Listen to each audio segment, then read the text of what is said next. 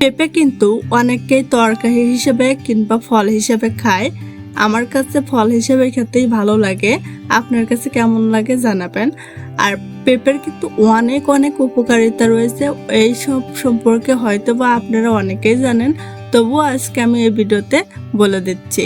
পাকা পেঁপেতে রয়েছে প্রচুর পরিমাণে ভিটামিন এ, ভিটামিন সি এবং অ্যান্টিঅক্সিডেন্ট।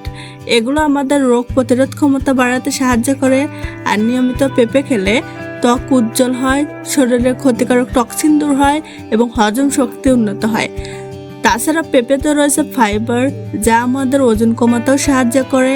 আর আপনি যদি নিয়মিত পেঁপে খান তাহলে পেটের অনেকটা সমস্যা দূর হয়।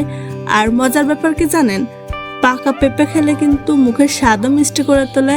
তাই যাদের মিষ্টি খাওয়া নিষেধ এবং স্বাস্থ্যকরের দিক থেকে বিবেচনা করে তার বিকল্প হিসাবে পাকা পেঁপে খেয়ে দেখতে পারেন। এটা দুর্দান্ত অপশন আপনার জন্য।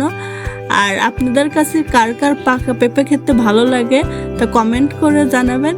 আর আপনার যদি এই ভিডিওটা ভালো লাগে, লাইক, কমেন্ট আর শেয়ার, সাবস্ক্রাইব যা যা করা লাগে করবেন। আর